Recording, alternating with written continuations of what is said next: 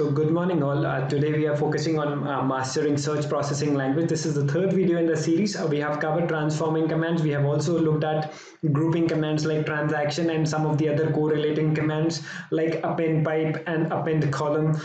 Something on that part in the previous two videos. So today we will be focusing on timechart as a transforming command, and we will be solving some of the use cases which might help in the daily operations for TechOps, SecOps, PlatformOps, and we will also be doing some kind of the trend analysis for the weekends, for the weekdays, for the monthly period. We will try to compare with the current day so that we can fine tune some of the alerts which we are dealing on day-to-day basis. Okay, so just give me a second.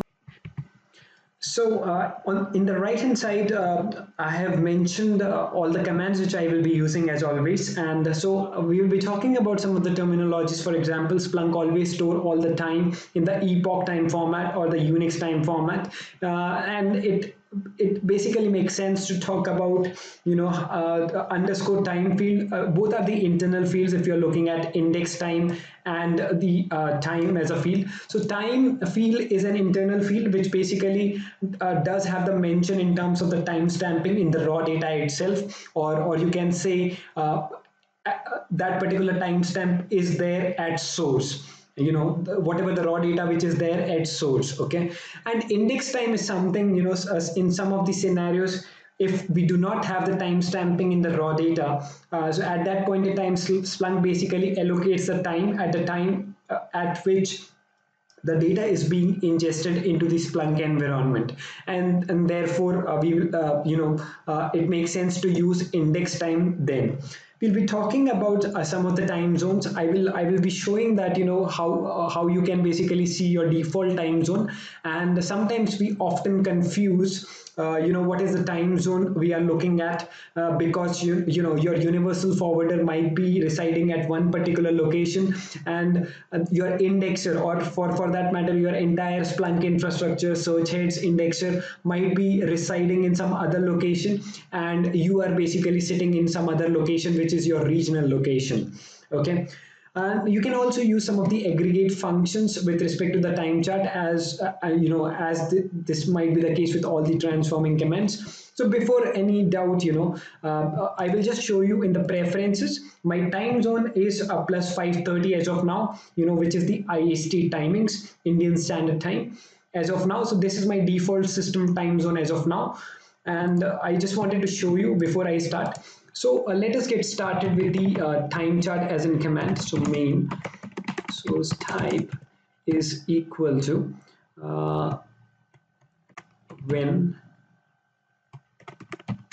event log star and time chart count. So we are just looking at the very basic command.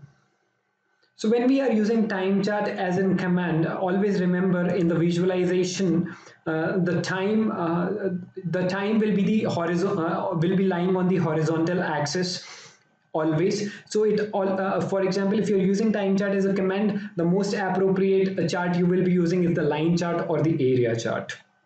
Okay. So I will go to the statistics once again. So for example, you can see in the time range picker, I have selected the default option as a duration of 24 hours, and therefore you can see the breakdown of 30 minutes in the interval. Okay, so you need not remember this. For example, if you really want to change, you can pass on a span as an argument, and I can pass 1 hour, and you will see the slight difference there. So that's it. You can see the interval of 1 hour duration. So we happen to look at the basic functionality of the time chart. Now let's try to identify what is the time zone. So for example, I do not know. So in this particular column, you cannot see which is the time zone we are talking about. So we can do some of the basic maneuver.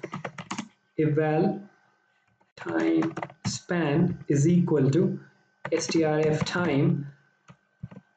Okay, and my basic field is time, and within the inverted commas, maybe percentage b, percentage d, percentage y, and percentage h percentage m and percentage, and we are also talking about the time zone. So let's see percentage small z.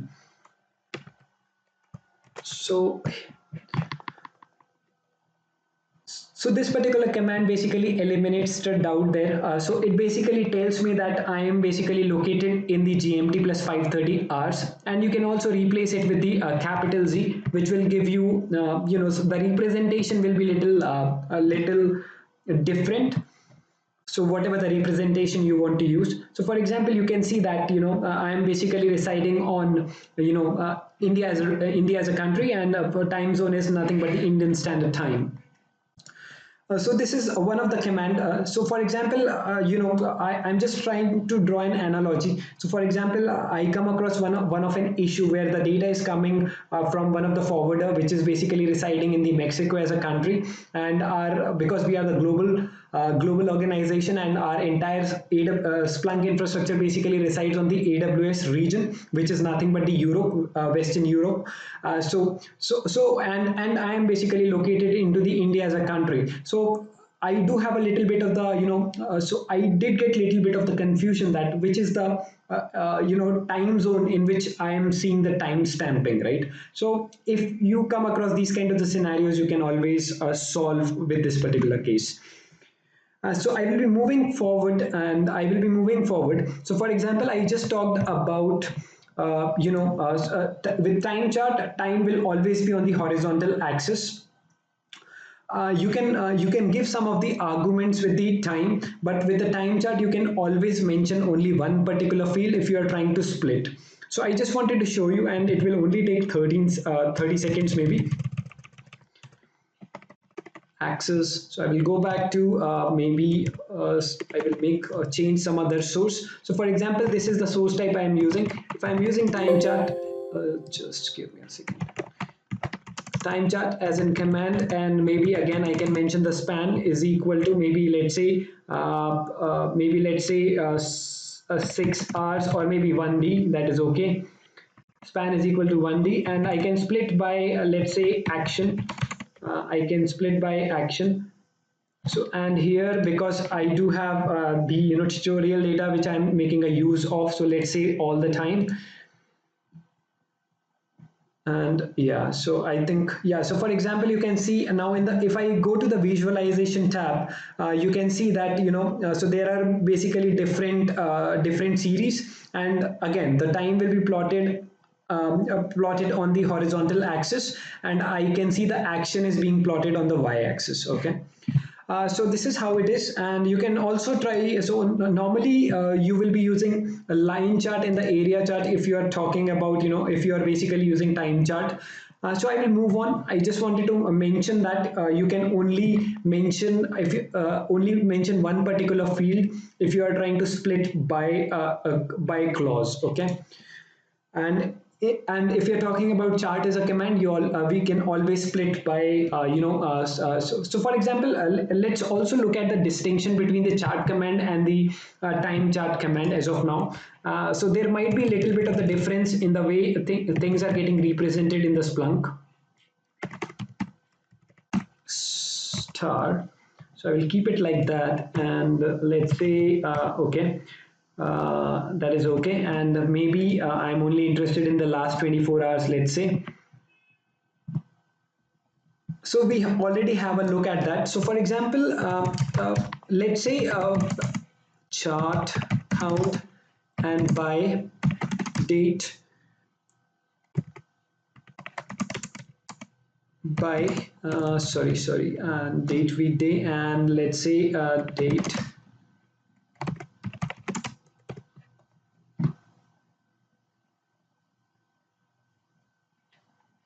so you can see, I'm using the chart as a transforming command, and you can see the representation is such. So just give me a second, just to make it little more sense. Maybe I want to use it like this.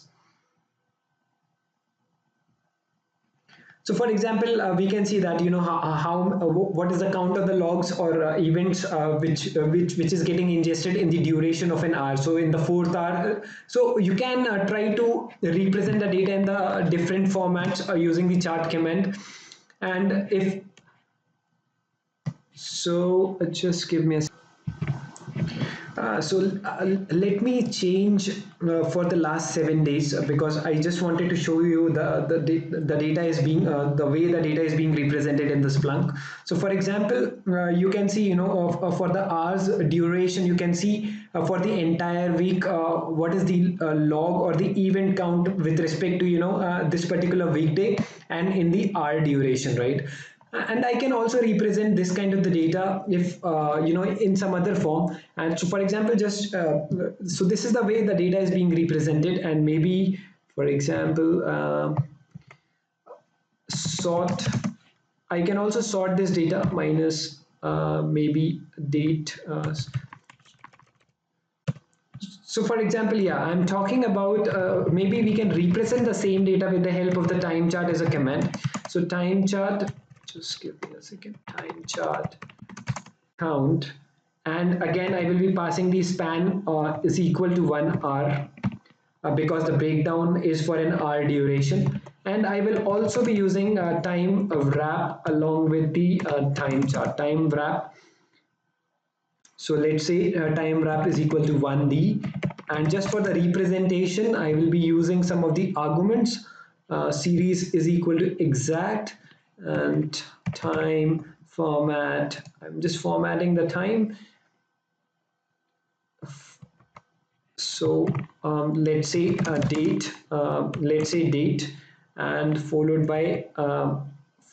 by M percentage D percentage Y. So now let's see that how the data is being represented in the Splunk if we are using time wrap as in command. So again we are looking at so maybe if I just wanted to sort by the time, just give me a second, sort minus.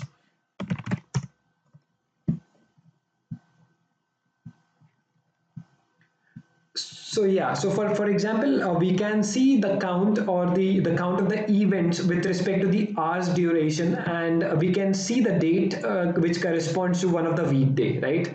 Try to use the chart command or maybe a time wrap along with the time chart, and so it basically helps you draw a trend. So here we are basically looking at the the breakdown of weekday in an hour duration. So for example, we can see how many events are basically getting ingested into the Splunk within an hour, for example, for over the period of entire week. Yeah, so it basically helps. We can also use the same example. For example, if we have configured many of the alerts with respect to some of the chatty sources, and so for example, we are getting a report which is getting published or which is getting received in our distribution list every hour, right? Or maybe we would like to fine tune that particular alert or saved search or report which we are getting every hour, within every hour in a day, right? So we can try to analyze a pattern, we can try to analyze the trend for the weekends as well, and then we can tweak whatever the saved searches or alerts we are using. So we are just trying to look at the trend. So here we are looking at the trend over the week's duration, and the breakdown, again we have broken down the duration of an hour, which you can see in the very first column, right? So just give me a second. So since we are representing the data in this particular format, let us also try to compare this particular breakdown with that of the weekly or 7 days average. Okay, so I think we can make a small tweak here. So add totals. Okay, I will be using add totals. Add totals, and so let's date star, and then eval, let's say 7-day average. 7-day average is equal to total by 7. Okay, and we will try to represent the same data again, and however at this particular time we will try to compare that of the weekly average. Okay, so maybe minus time span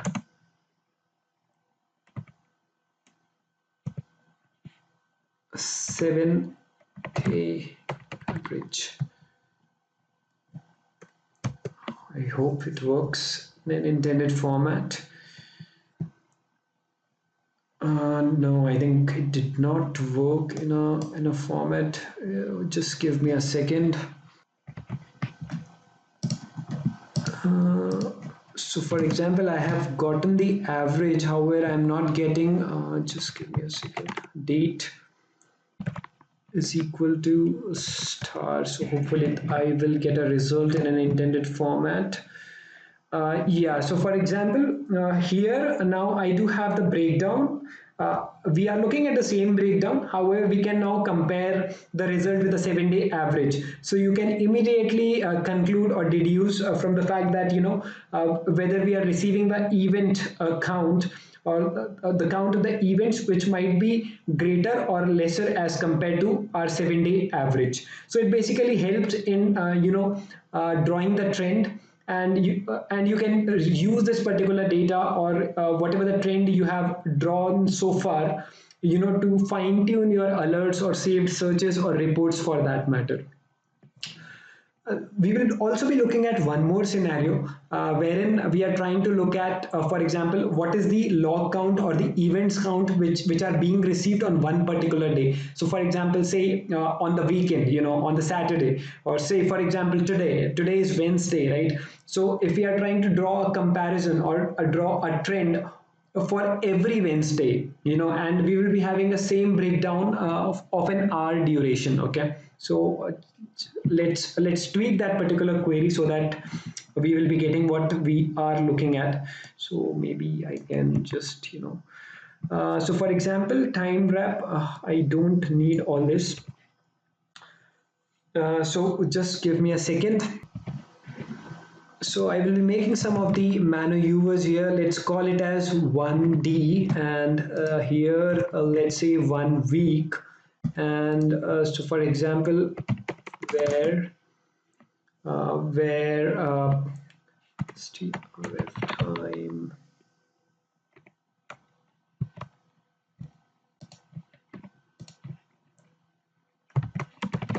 minus time is equal to, let's say, percentage A.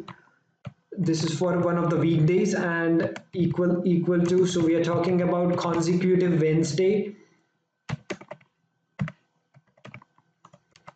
So I will just mention the last 10 days here. So relative, so we'll be looking at 2 consecutive Wednesday, and let's see whether it works or not. So for example, we are trying to draw a comparison between the 2 consecutive Wednesdays. So for example, the number of the event count received, for this particular current week as of today is somewhere around 17,000, and if you are looking at immediately 1 week before, you can see this was the number of the events received on Wednesday, right? So this is how we are basically drawing a comparison for 2 consecutive weekdays. So for example, we can also draw a comparison between 2 consecutive weekends. For example, Saturday, Sundays. If, for example, if we really want to tweak some of the alerts or saved searches, so that we can suppress the alerts, or we can fine tune, so that or just to suppress the false positives altogether, right? So this is how we are basically doing the trend analysis. So just give. So let us try to look on some of the basically use cases we can make a use of date and time fields. And okay, so just give me a second. Index is equal to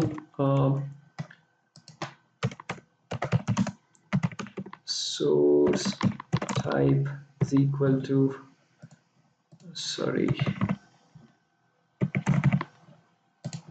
so this is the source type, and again I will be taking the all time, because again I will be making a use of the tutorial data now. And so for example, so we will be making a use of, so for example, now we are looking at using some of the date and time fields. So for example, let's say we are looking at all the transactions which basically happened in the duration of the business hours. We are looking at all the transactions which basically happens in the business hours. Okay, so we will be using some of the date and time fields as said earlier. So for example, date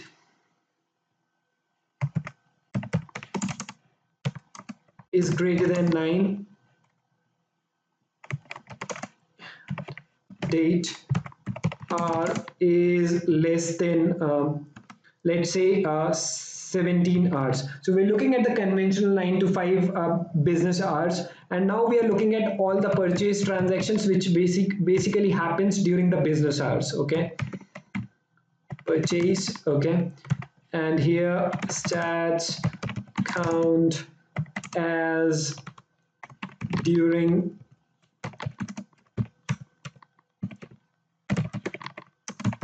business hours. Okay, and let's say by action as well. Okay,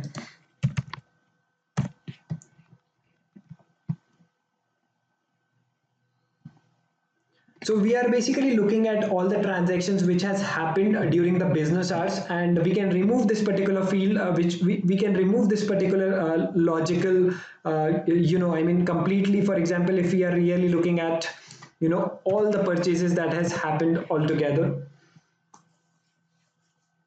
so you can see the count here. Similarly, we can also try to have a look, for example, all the transaction which happened on the weekends. Let's say let's try to say on the weekends, right? So again, we will be making a use of date and time fields. So date and in, let's say we are talking about the weekends only, Saturday and Sunday. So we are basically looking at all the purchases that happens during the weekends. So we can use this particular condition, and again here I will just making a change during weekends.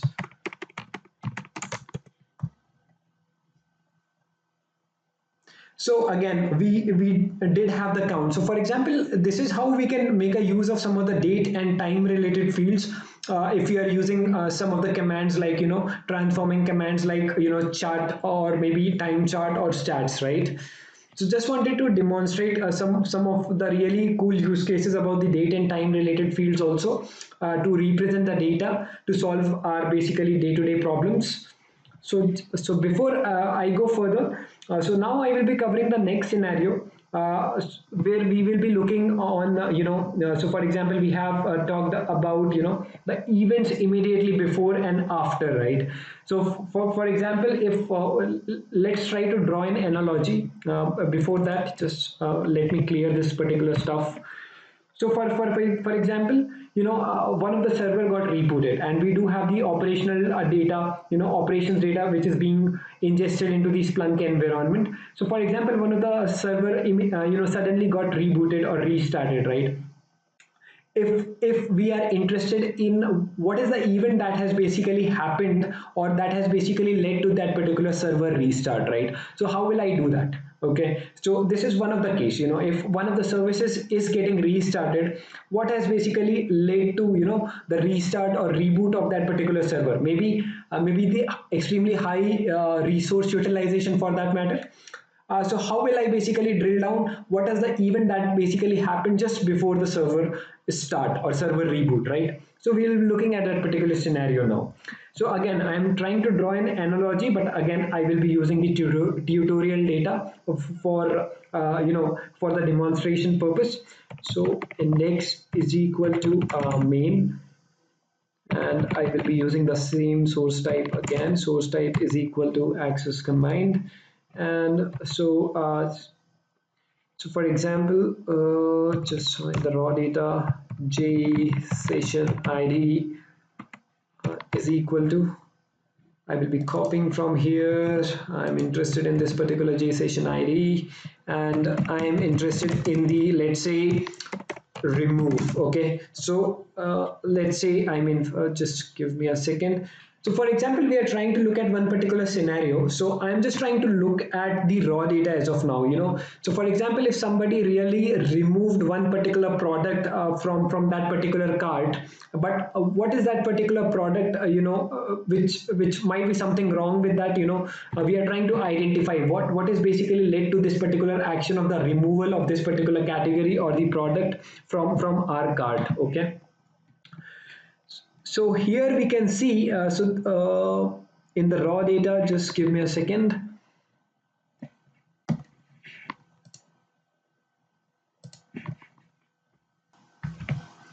So for example, in our raw data, we can see this is the action is equal to remove is there. So now I'm interested that why this particular event has happened at the very first place, or what is the event that did take place immediately before it, right? So let's try to look at that particular event. So I will go to the show source.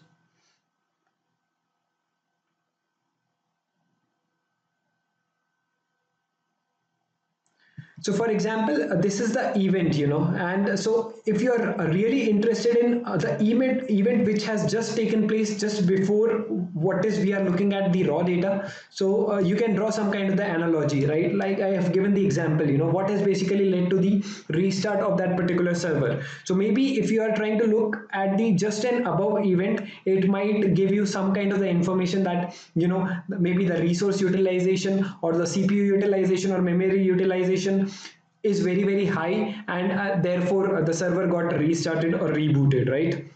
So that is one of the reasons. So basically, if we are looking at here, we can see this is the event which has taken immediately before that. And similarly, you can also you can also have a look at, what has happened immediately after that particular event.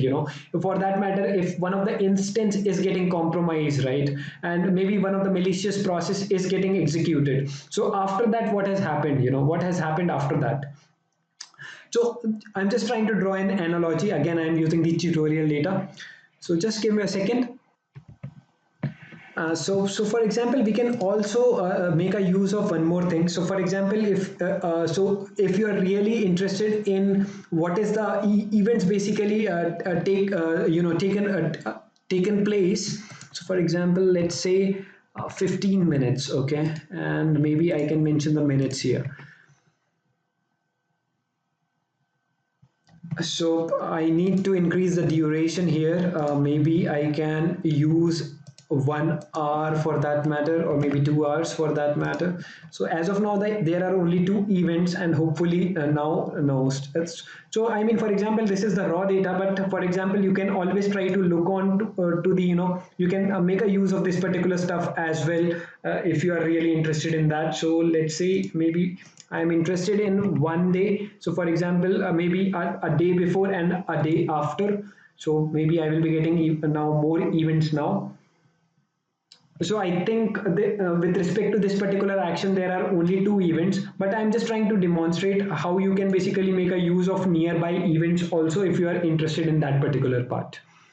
Okay, so we are at the last of our video, and I hope this is you are basically deriving some value out of this particular videos. And please do like, share, comment, and subscribe, and let me know in the comment section that whether this particular video is useful or not. Thank you.